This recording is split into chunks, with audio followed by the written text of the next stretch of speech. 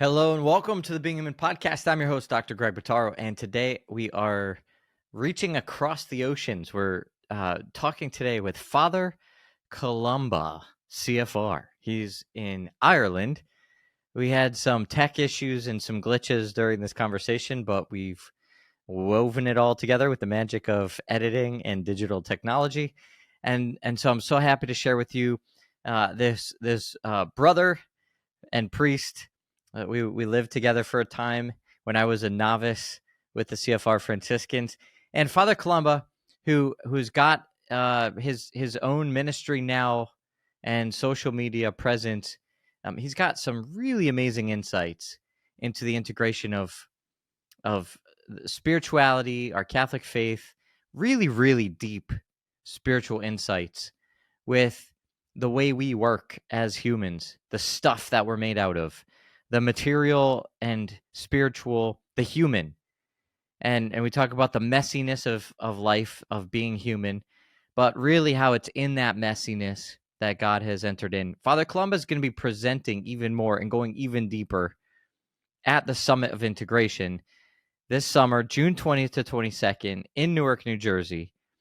And I was really excited to be able to sort of preempt and sort of prepare that conversation a little bit with this one. And I really want to share with you the powerhouse of blessings and graces and insights that are flowing. The CFRs, the Franciscans, religious life in general has access to such deep grace and such deep contemplative, meditative insight into our human experience. And the CFRs are really doing it right. And Father Columba in particular, just so obvious how connected he is. And so there's so many things. We get lost in the superficialities of social media. There's so many platforms and perspectives and opinions that are a lot of the media stuff of social media, where it's just the back and forth, trying to get clicks, and we lose sight of what's really important. I really believe deeply in social media. I think if St. Paul was alive today, if St. Francis was alive today, they would use the channels of communication. And so I do think it's really important that we're here.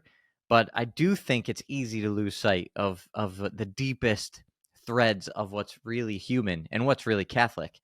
So that's why I really am excited to share this with you. I hope this blesses you. Please check us out if you're thinking about going even further and deeper in this.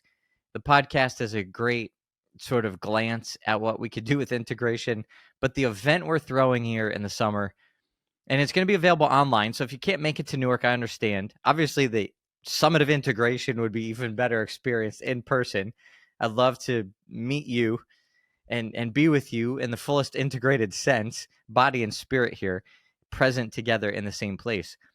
But if you can't make it in person, it still will be huge and such a benefit to participate in our virtual experience. We're going to have the whole thing live streamed. We do have Matt Maher coming to do an acoustic private concert for our audience.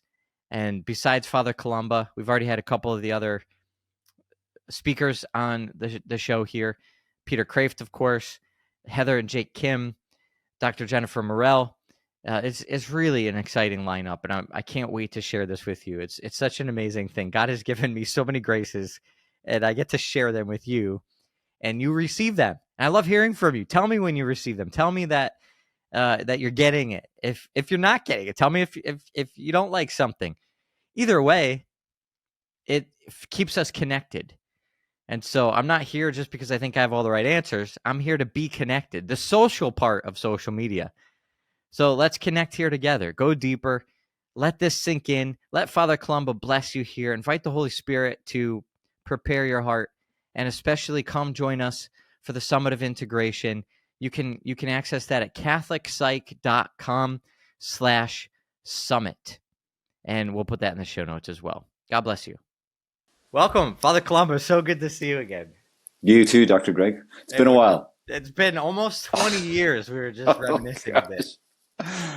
Yeah, that's pretty wild. I remember when in your novitiate, I was in the friary, I think. Yeah, most Blessed Sacrament, right? Yep. So I was a second year temporary professed Oh on yeah. the mission team. Second, maybe third year actually. Maybe third year. Well, No. and Most Blessed Sacrament is in Newark, New Jersey, where the Summit of Integration Oh is going to yeah. be. Ooh, wow. So I just made that connection. I actually totally We should do like a tour. a tour of MBS would be amazing. Oh yeah, that'd be amazing. I just Go sent out visit a. Father Benedict. That's right. Oh, I'll definitely be making a personal pilgrimage Oh before the yeah. summit to his tomb there. As long as I'm invited in. I don't know. I just sent an email to Father John Mary, and I invited all the novices to come to the summit. I guess they're going to be away on formation, but the other brothers in the house are going to get an open invitation. Oh, So wonderful. hopefully, I think you're going to be staying there. Is that right? So Hopefully, if they can find a room, okay. which is funny to those watching because it's a huge place. It's So giant. Yeah. yeah, A huge. Who it was? It was Dominican sisters that lived there before. that's right. Of perpetual adoration, I believe. Yeah, that's right. So beautiful history at that place, and there were some pretty interesting stories. When the friars came in, the sisters were aging, and they couldn't take care of the place anymore. So then it was given to the friars to use for novitiate, Hmm.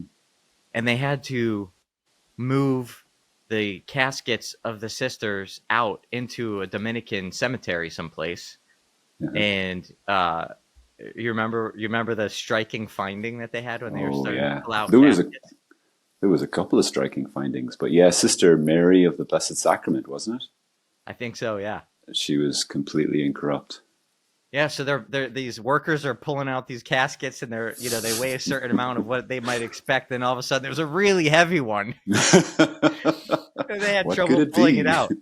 What could be going on inside? Maybe it's gold buried Yeah, treasure, a different kind of treasure. An incorrupt saint was hidden in Newark, New Jersey. yeah, that was amazing. I remember that first year moving in there, and we started hearing those stories as the sisters were moving out. And I think they were aware of it. I think they knew. I don't know how long they knew, but they kept it very quiet. Yeah, they But said afterwards they're not going to start a cause. They're not going to uh-huh, open up anything. It's just like a secret hidden life.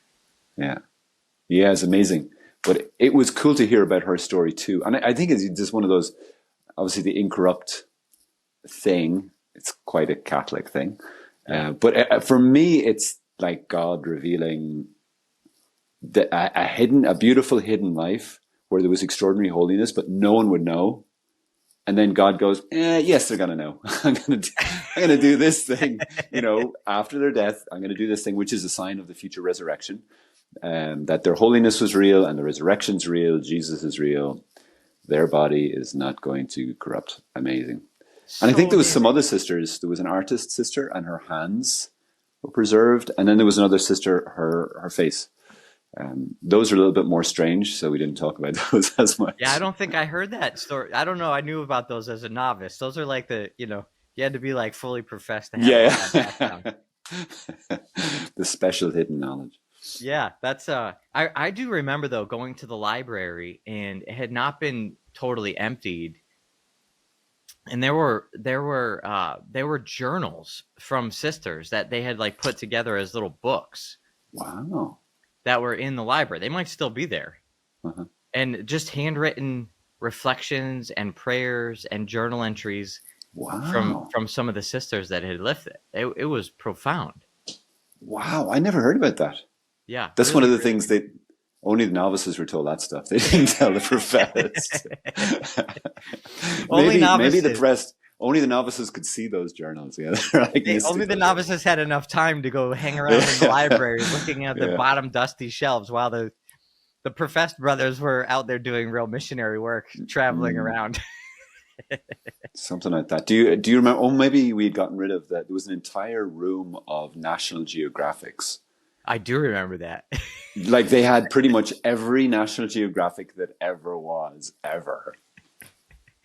Like, I have no idea if you actually tried to sell that collection. That would have been a very valuable collection. Like I bet that's National Geographic, the company itself, would be pretty that's interested in right. it. Yeah, I wonder if they even have that extensive of an archive. yeah. It was amazing. An I entire room. It was just all that.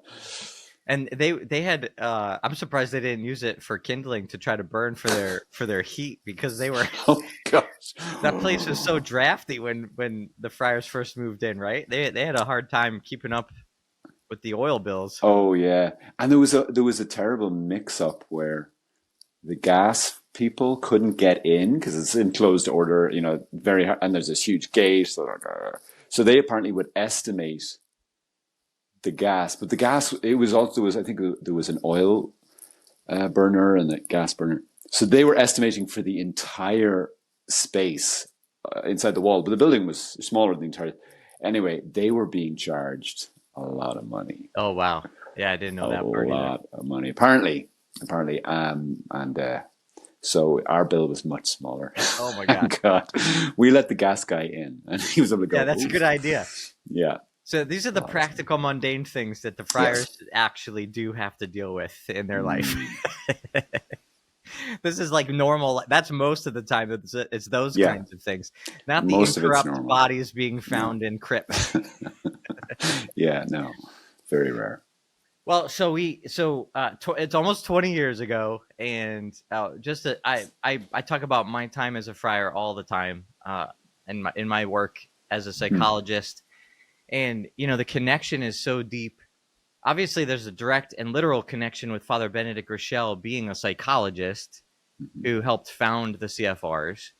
And then we go much deeper into just the general integration of the psychological life and what we can know through the sciences, but how that's embedded within a deeper context of being human, which we know through faith and reason, what it really means to be human. So that's our model of integration. And we were talking earlier, you're coming to speak at the conference at our Summit of Integration, June 20th to 22nd in Newark, New Jersey. And my first thought to have you come, besides fond nostalgia of remembering our time there in Newark, was hearing your podcasts and videos that you put out, where your articulation of being human, specifically focusing on a spiritual lens, is so deeply integrated. And I just really appreciate how well you're able to wrap your mind around bringing together these emotional, psychological considerations in conversation about the spiritual. Is that something you find comes very easy to you? Do you think about that? Do you try to work to come up with those articulations, or tell me more like your inner world of like what it's like to actually speak from that place? Yeah. Well, firstly, it's a great honor to be asked to be on this podcast and to be part of the summit. I was just like, huh? When I got the invitation, because I've heard about your work and just been watching quietly from the sidelines, and I hear from different people. My parents actually were connected with some of your materials, and very blessed by that. So the psychological, I just find it fascinating. I guess I find sort of systems fascinating. I used to do some programming. If I wasn't a friar, I probably would have gone into programming. So I love that sort of, I guess, the problem solving systems way of looking at things. So then for me, psychology, a lot of it comes from the fact that I'm so messed up. And I just want to understand myself. And also, like, it's part of what I love about being Catholic. Like, we don't say faith instead of reason, but that whole thing of faith and reason, that was St. John Paul II's encyclical he wrote. And not just him. I wasn't just like some 20th century, new Catholic thing. It goes the whole way back. Is this walking with faith and reason, that we actually can know something about ourselves, that our minds, especially aided by grace, can really come to understand ourselves, to help us grow and to help us be better Christians, that we don't have to be, we don't have to run away from science. In fact, as Pope Benedict would say, a faith helps us cleanse our reason, and reason helps us cleanse our faith. Because if we get rid of reason, we go into fideism and just weirdness. And if you leave humanity behind, if you leave our humanity, it goes weird. It always goes weird. Yeah, what was And that quote from Father Benedict about? yeah, so Father Benedict, he would say it in his, a very imitable way. If you try, he would say what to the novices? If you try to be an angel, you will end up being a demon. We'd all be sitting there as novices, not sure what that means, but write it down. Now I'm like, oh my gosh, that is so. I've just seen it over in myself, in other people, over and over again. Folks who are like, they try so hard to be spiritual that they forget their humanity, or falling into the age-old error of dualism, where the matter is bad, the body is bad, and the spirit is we have to escape from the body to get to this perfect state of spiritual bliss or whatever. But that's just not our faith. And it's not, and it seems to me that this confirms that wisdom of the faith, that, what was it, Tertullian said, the flesh is the hinge of salvation. That Christ, if he didn't become human, then what is not assumed is not healed, is not saved. So he became flesh so as to redeem all flesh, so as to not just pay the price in suffering, etc. But I just think all of that stuff, really, maybe you could call it the wisdom of the Incarnation. It's true in theology, it's true in, you could say, philosophy, psychology, and then it's true. It's just in my everyday today. Yes. It's like, oh, right, this actually makes sense. It resonates so deeply with my humanity. And just what I find, like, it doesn't work the other way. Yeah. It gets me in a lot of trouble. If I try to like push down my emotions and pretend, oh no, I don't have emotions. Jesus didn't have emotions, It's like, no. We very much need to bring both. The more Catholic, I find like a more common Catholic, like faithful Catholic sort of derivation of that is like, maybe we acknowledge the emotions, but then we place them in this category of like the broken, flawed part of who we are. And it's like this really, sort of, I think, unbalanced idea that like, well, reason is the place that we can be perfect and good. And we're just always going to be dragging along these broken, messy, misleading, misguided, and untrustworthy emotions. Yeah. So we kind of end up at the same conclusion, though, right? Like, let's just interesting, yeah. Down. Yeah, we can get lost in the intellect, which is another hiding place, really, isn't it? Yes. And it's funny when you say that, it makes me think of the old Star Trek. And and you see this kind of trope in a lot of science fiction and different things, where you have Captain Kirk, who is like the go-getter, adventuresome, self-made man kind of thing, the seat of his pants, very Franciscan, kind of like, woo! Yes. But very like emotions and passions all over the place. And then you have Spock. Yes. And he's kind of like a robot. And then in the next iteration of Star Trek, you had Data, who was basically the same thing. And so much of the story was about the meeting of those two realities. And sometimes I dislike, back in the day, I was kind of like, the answer is always, you need, to embrace your emotions. But it's actually true that I've come to see. Is like, wow, the wisdom of, it doesn't matter how intelligent you are, if you let go of humanity, by which I mean all of who you are, including especially your emotions, and you don't integrate the two, you get something weird. This is so funny. I can't wait for it. So I don't know if do you know Mother Natalia? She's I've heard of her, yes. So this is a little side note and some background. There's some insider information for our listeners here. She's a friend of mine. She came to our summit last year. And I also invited Dr. Jerry Crete, who's a psychologist. He just wrote a book called Litanies of the Heart. And the two of them met. Now, Dr. Jerry Crete is a kind of self-proclaimed nerd. I did not know that Mother Natalia also was a self-proclaimed nerd. But the two of them hit it off. And now they are, I think they've done podcasts already, but they geek out about Star Trek. Oh, no, really? And another connection, this is going to be my new interview question. How do you feel about Star Trek? Yeah. But the first time I thought about the sort of tripartite person and sort of thinking about Spock and Kirk is was from Peter Kraft, who's presenting at the summit. He taught that in my philosophy class as a freshman Oh, at wow. Boston College. Oh, that's right. I forgot. Yeah, I remember you saying that years ago that you studied under him. But he talks about Star Trek, and he talked about that exactly how you just presented Really? it. Yes. So Wow. you're right on the same wavelength, and it's so funny because I'm like we're seeing all these connections between all of these summit presenters. It's like, wait, maybe there's more to Star Trek that we should be really bring. Maybe Yeah. we're just going to start a Trekkie convention. Forget the Yeah. Summit of Integration. It's just going to be the Star Trek convention. If you could if you could tap into, evangelizing all of the Trekkies out there. Oh yeah, that'd be great. What's it when Brother you said Natalia is doing a good tripart? job. You said tripartite. Tell me through that. What's Like just the the will, the passions, and the intellect. okay? Just having like three parts of the person. This idea of these three parts of the person, Hmm. which there's good Thomistic grounding in that.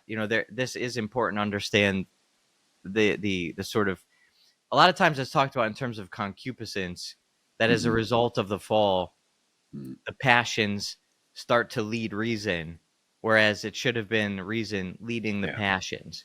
Yeah. But I do think we go too far with Hmm. distrusting and completely invalidating our emotional life. Wow. It's yeah, love it. Yeah, I would very much be my kind of thinking around it. It's almost like a family, I think. Like the emotions are like the kids. Mm. Uh, and I recall when I was about 19, I was a security guard outside a bank. And I think once a week or so, this mother would come around the corner with her two little boys, and they would be coming out of the shop, and she would invariably have not gotten them everything they wanted, and they would be screaming. Oh yeah. She's like trying to drag them home, and they're like, "Rah!" I don't know anything about that. I don't know Yeah, what yeah. that. And that's why I became a friar. No, Okay. but I was so struck by like, wow. It was like the kids, the emotions were leading the mother. The kids were in charge of the mother, and she didn't know what to do. And it was just so struck as I like young adults. I'm like, wow, there's something not right about this picture. And then I've come to realize it's the same thing. But you don't want to take the kids and completely suppress them, and take them home and stick them in the basement and tell them they can never go out because they kicked off that one time. But rather, Oh how do yeah. we live together?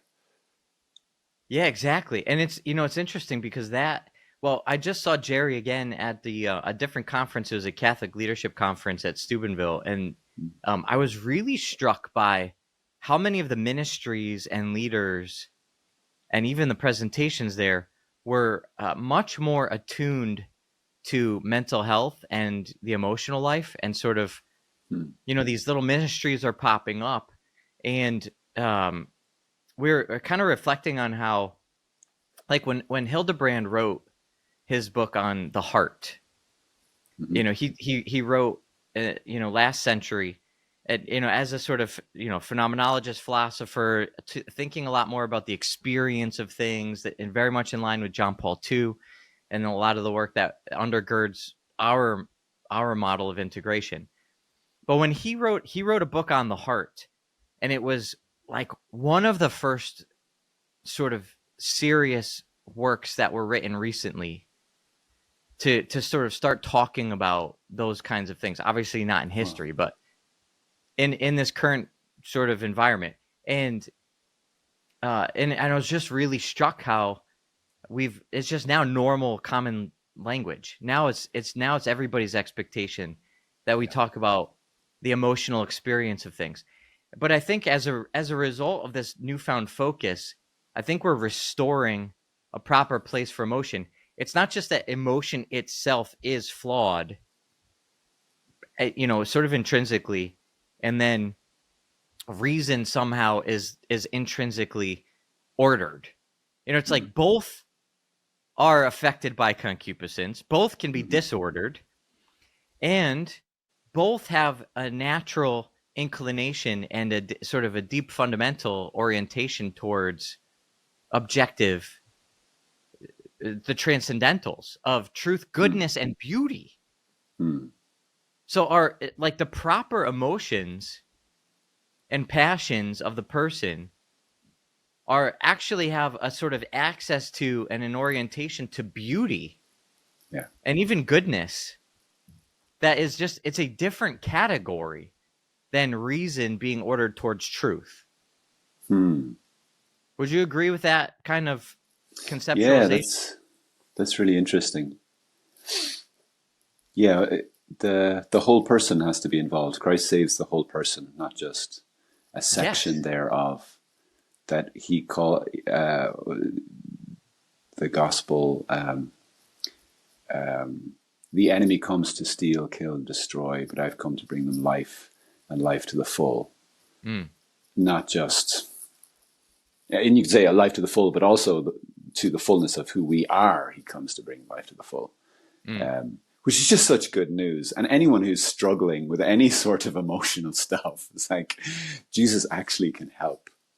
Our faith speaks into this stuff, and massively so. And that's what I'm so struck by. Okay, it's a complex field, but when you really get down to the heart, when it gets into the core of it, it's almost always the same stuff. And it's the same stuff that our faith speaks into too. It's a love issue and a trust issue. They're the two things Mm. anyway, from me, my perspective of what's healing is like, I'm in a freak out of chaotic fear and anxiety.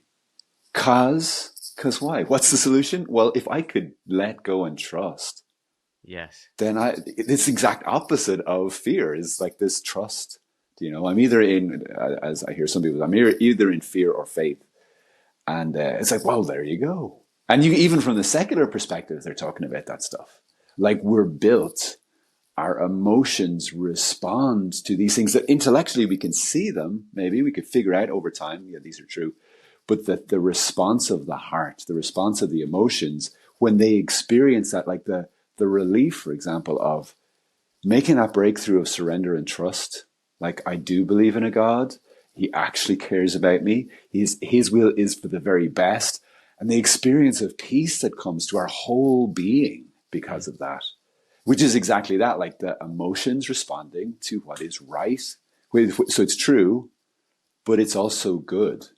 Mm. It's also something that I respond with love to. Mm. Um, Yeah, which just gives me so much hope.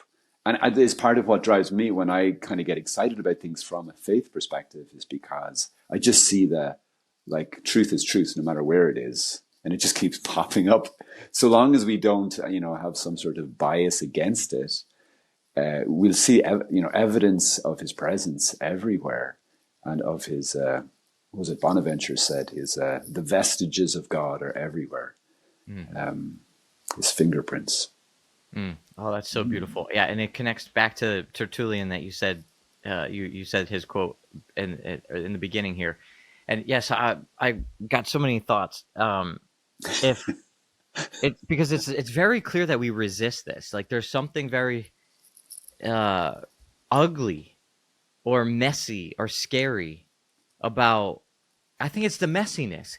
It's the messiness of the incarnation that Mm. we sort of revolt against. It's like it's a rebellion against the poverty of Christ in his incarnation. And it's like there's something too mundane and dirty and gritty about the flesh, about this Mm. humanity that we have, where it's like easier to try to transcend it, to become angels like Father Benedict warned against, where we don't have these bodies, because Mm-hmm. that can be cleaner in this abstraction of thought and this abstraction of reason. Yeah. And we're missing the incarnation. Yeah. We're denying the incarnation. Yeah. Yeah. I totally agree. I hear that giving birth is a very messy process, and the labor. How many kids do you have? We have actually number 8 is on the way. Wow! Yep. Praise God, that's amazing. Congratulations. Yeah, thank you.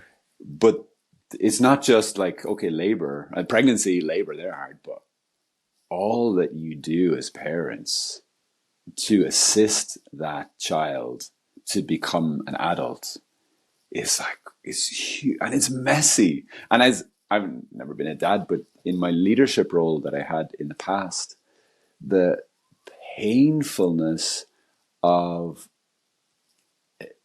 I could do things and I can do them well, or I can help this brother who isn't very good at this area to get on board, to train him up, to encourage him, to give him space to let him mess up, to come back and encourage him, to have difficult conversations, to set him up again, to fail, to learn. I was like, oh my gosh, I'll just do it myself. It's so much effort. It's so laborious. And then with the emotions, it's the same thing.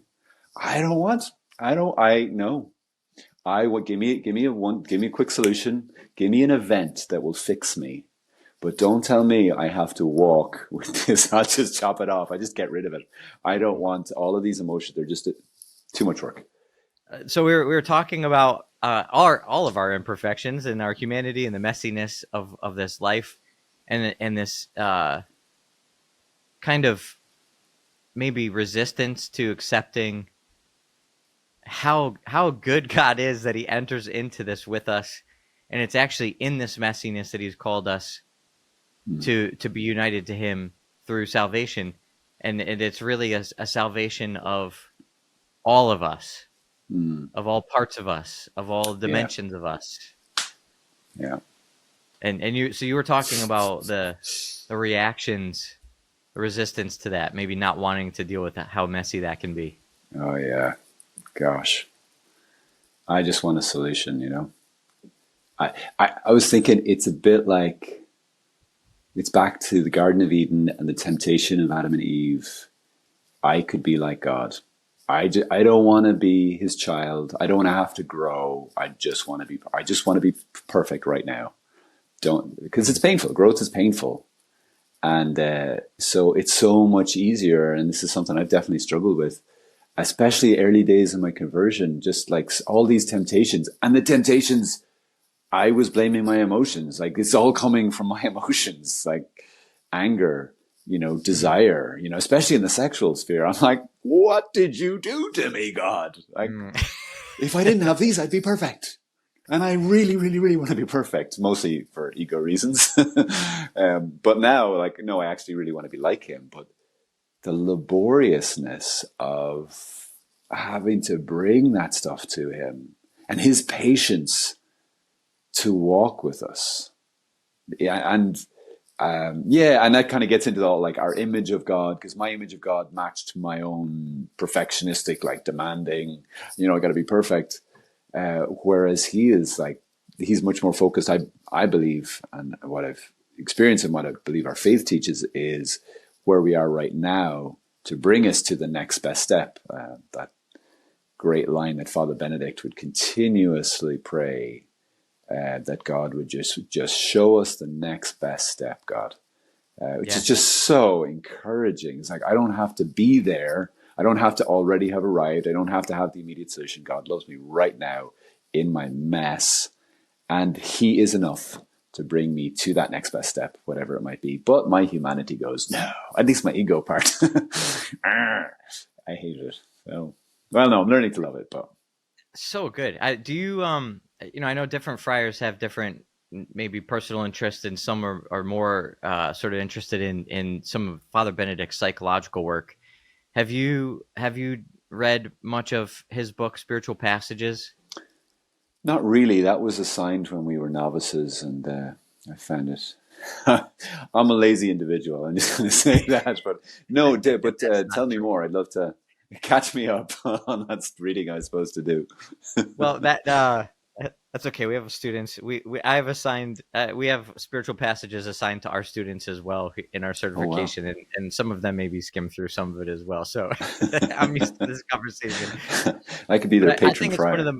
it's one of the most brilliant articulations of integration, and he talks about the traditional three ways, going through the purgative, illuminative, and unitive way from a spiritual perspective, but with a deep grounding in psychological insights of what's actually happening in the interiority of a person as they're growing in relationship with God. And his last chapter is called The Next Good Step. And the whole thing is about that. It's like, and we use that model or that idea all the time in our work of accompaniment, in our work of walking with people. And that's such a beautiful connection point to make here, that we don't have to be all the way at the end, and we couldn't possibly even imagine what it's going to take to get to the end. I was also just thinking about how yes, our humanity is messy, and the emotions are a particularly messy part about that. But if we were angels, to kind of wrap Father Benedict's quote back up here, we don't escape the temptation. It's like, if we didn't have these bodies and then we were angels, well, then we would just be complaining about our pride and the only spiritual temptation of still rejecting God's plan and rejecting the nature that he created us in, just like the angels who became demons. Yeah. So it's like all of us as creatures, we're all in the same boat. That we have a choice we have to make to trust the Father, to be his creatures, to not try to act like we're the creator or that we can be perfect. Wow.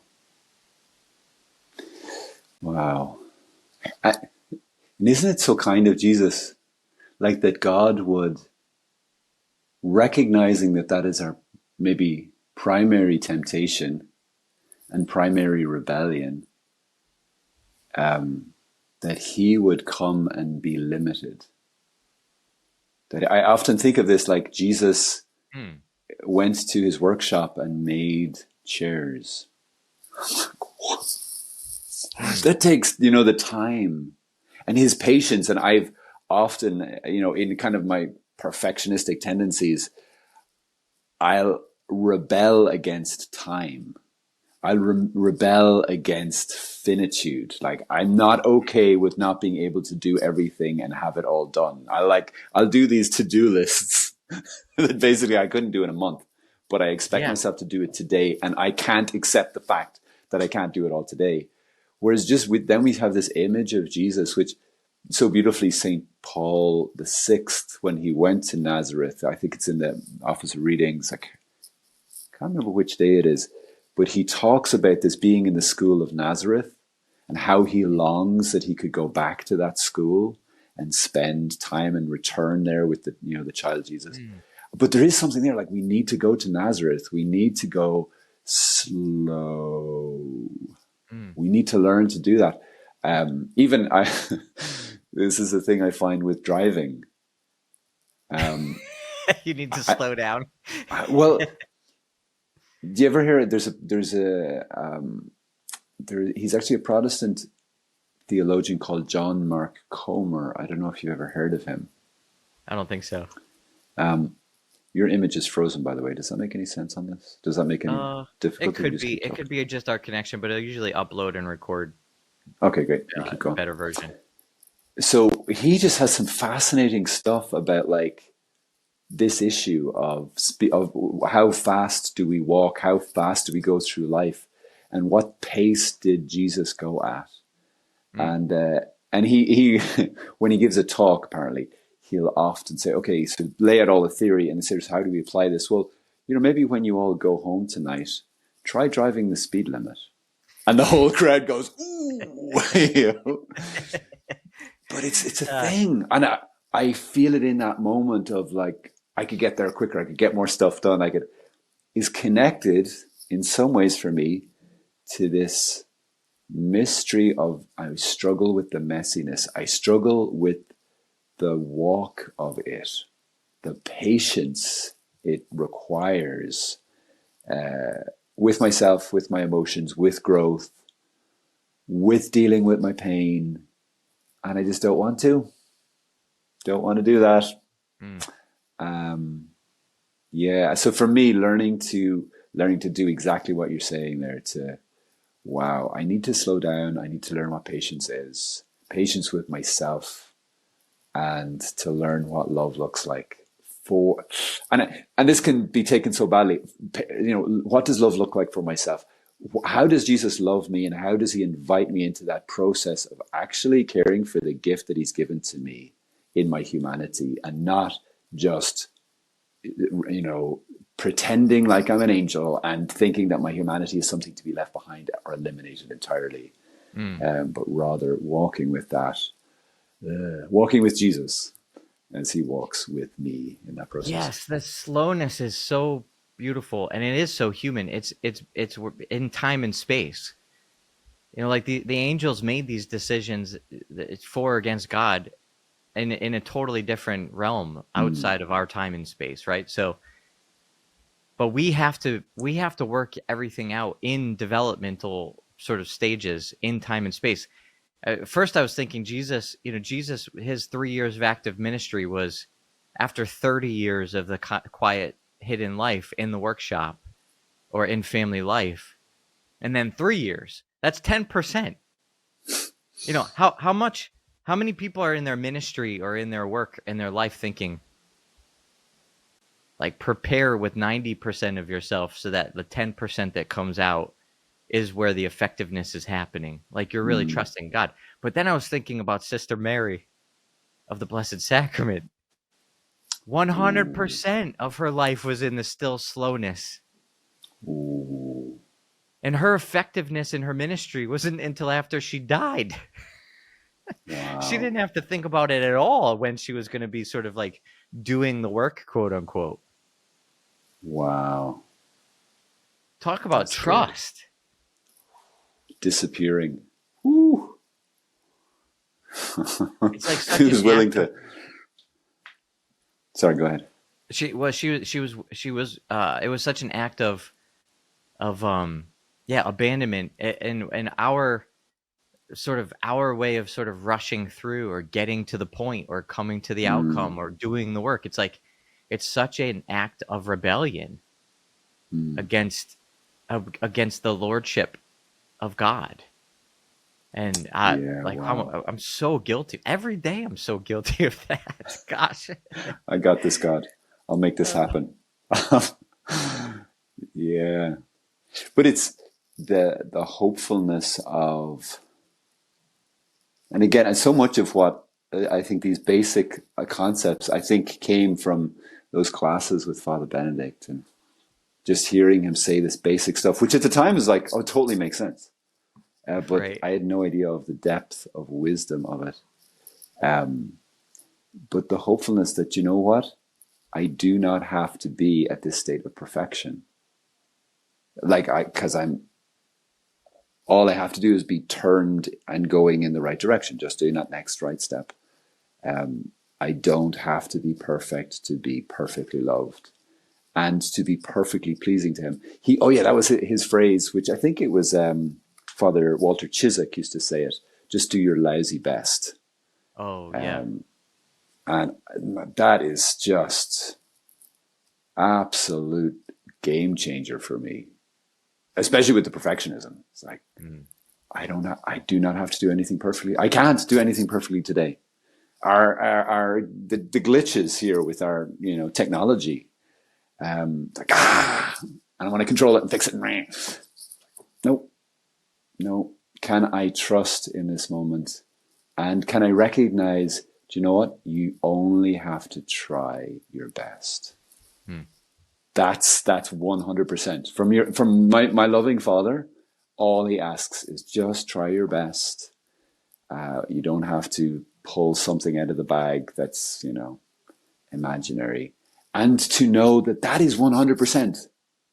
And to stay in that place of, I am, as was it St. Teresa of Avila said, all the way to heaven can be heaven. And I think a lot of it has to do with this reality of, I'm striving so hard to get to heaven, but I forget that in this moment I'm infinitely loved. So loved, yes. And I don't have to perform to get this. I just have to be willing and turn to him continually. And then to live in the truth of like, oh wow, really? This is enough? Really? Scandalized. So scandalized. Happily so, thank God. Yeah, I feel like we could talk about this for another hour, and I think probably, well, we're going to get to definitely hear a lot more of your thoughts on this as you present at the summit. But yeah, I'm so grateful for this conversation, and really so edified. And just in this moment, the rest of my day, I pray, is going to carry on with the grace I'm feeling right now of just a clarity of simplicity here. Mm, And it's really, I pray for that for our listeners as well. But it's this real profound letting go of perfectionism, of scrupulosity, of mm, avoidance. It's like a double-edged sword. It's like, on one hand, be loved more. On the other hand, know that we are avoiding being loved more. It's mm, almost too good to be true that we actually fight against believing it. But if it's this true, if it's this good, it is this easy. And mm. it's like it's as easy as being a little kid loved by his dad. I'm so excited to have more of you, and to spend some more time together. Maybe make that little pilgrimage trip to MBS, and yeah, just really, really so grateful for you, and your ministry, and your heart, and your fatherhood, and your vocation. Yeah, thanks, Dr. Greg. It's a joy. Thanks for all you do. And I'm looking forward to getting over there to Newark. Coming up soon. And yeah, I'm really interested to hear not just what you have to say in those conversations, but also just that wider gathering of contributors that you have. I think it's pretty exciting. And it's just exciting what's happening, I think, in the church around this topic recently. And yeah, I'm glad to be part of the conversation. So thank you. Amen. Awesome. Well, thank you to all our listeners. Hope this blesses you. And until next time, pray for us. We're praying for you. God bless.